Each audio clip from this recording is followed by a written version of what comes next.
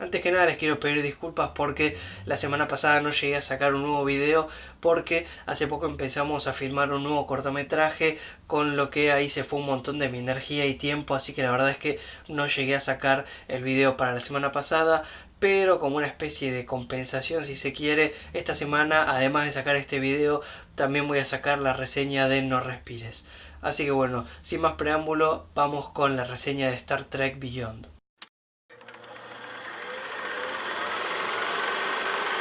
Es extraño que esta nueva entrega de Star Trek, según parece, no fue demasiado esperada por el público en general y de hecho no le fue muy bien en taquilla.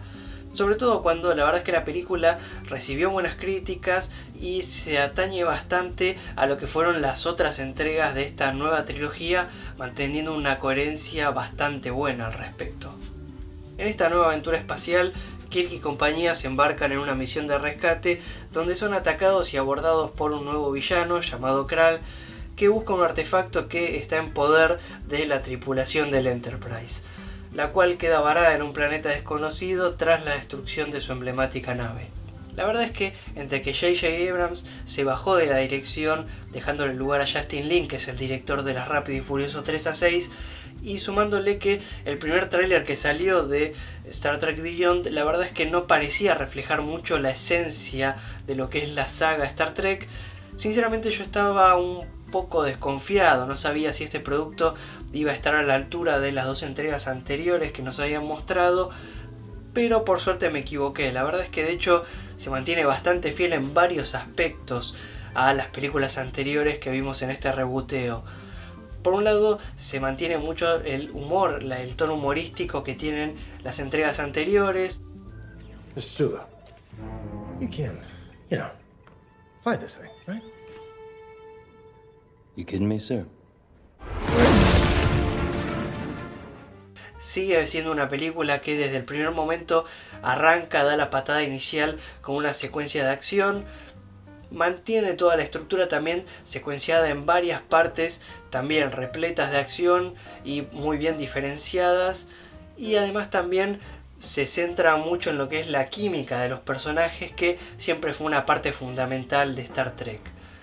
Por no mencionar incluso que hasta se molestaron en recrear, o mejor dicho mantener, lo que es la cuestión estética que respecta a los flares, que son casi un fetiche ya de J.J. Abrams. Bueno, en esta nueva entrega hasta en ese detalle se fijaron de mantener coherencia respecto a las películas anteriores. Y uno de los coescritores de esta nueva entrega es nada menos que Simon Pegg, quien no solo se encarga del guión, sino que además es quien interpreta a Scotty en esta nueva saga. Y Simon Pegg es un reconocido Trekkie, es decir, se sabe que es fanático de la saga de Star Trek y la verdad es que sale a relucir bastante esto en su escritura. Se nota que conoce muy bien a los personajes y se nota que aprovecha muy bien la química que hay entre ellos. Well, at least I won't die alone.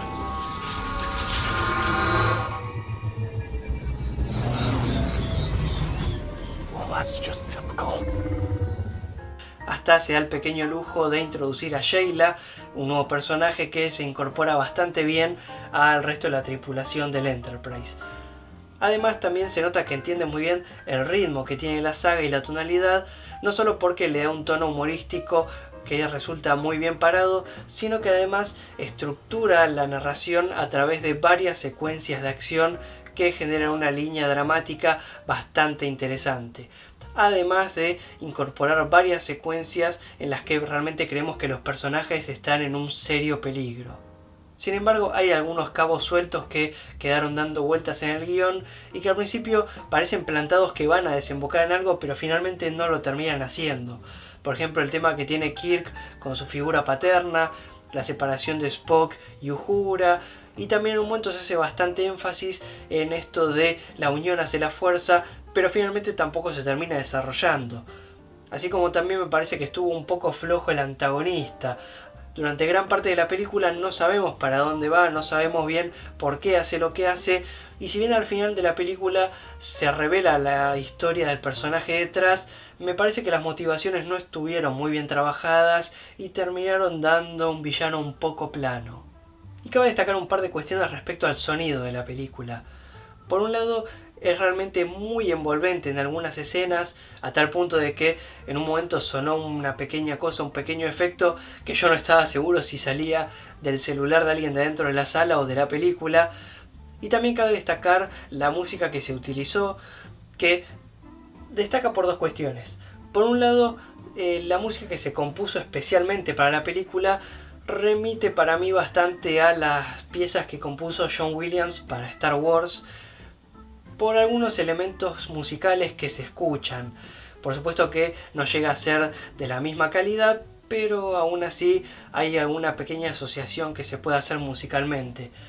Y también quería hablar un poco de las canciones populares o más conocidas que se metieron dentro del soundtrack, que yo realmente no estoy muy de acuerdo con utilizar canciones conocidas en los soundtracks de películas porque resultan bastante contraproducentes. La mayoría de las veces cuando suena una canción conocida en una película termina abstrayendo al espectador y realmente no sé, para mí al menos no funciona. Me pasó, como ya dije en la reseña de X-Men Apocalipsis, me sucedió cuando suena un tema de Metallica y de hecho acá me volvió a pasar cuando sonó un tema de Public Enemy. Realmente como que mi concentración se va un poco de lo que está pasando en la película y no puedo evitar seguir la canción. Is that music? It's a good choice. Hey, well played. Sin embargo, cuando empieza a sonar Sabotage de los Beastie Boys, el montaje logra hacer una unificación realmente muy buena de la imagen con la rítmica de la canción y genera un producto que realmente se amalgama muy bien en la imagen y sonido y termina dando una escena simplemente increíble. Una batalla espacial al ritmo de Sabotage mientras la imagen se coordina rítmicamente con la canción es simplemente genial. Es por lejos una de las mejores escenas de todo este nuevo reboot que se hizo de Star Trek. Y así es como Star Trek Beyond sigue manteniendo los elementos que ya tanto nos gustaron y nos presentaron en las entregas anteriores de esta reboot, como lo son, por supuesto, la acción, la ciencia ficción, el humor, los buenos personajes, la buena química entre ellos y el buen ritmo en la narración de la historia. Así que yo les diría que si les gustaron las entregas anteriores no duden en lo más mínimo en chequear esta porque muy difícilmente salgan decepcionados ya que la calidad que se mantiene respecto a las anteriores es muy similar. Y bueno, esos son mis pensamientos sobre la nueva Star Trek. En la descripción del video les voy a dejar un link a la reseña escrita que hice de esta misma película para la revista 24 Cuadros y de paso les comento que esta semana voy a subir al canal la reseña de No Respires, la nueva película de Fede Álvarez. Si les gustan el cine y las series no duden en suscribirse y si les gustó este video por favor denle pulgar arriba, compártanlo que me da una mano enorme y si quieren déjenme en los comentarios qué les pareció Star Trek Beyond y si les gusta la saga en general. Muchísimas gracias por ver el video y larga vida y prosperidad.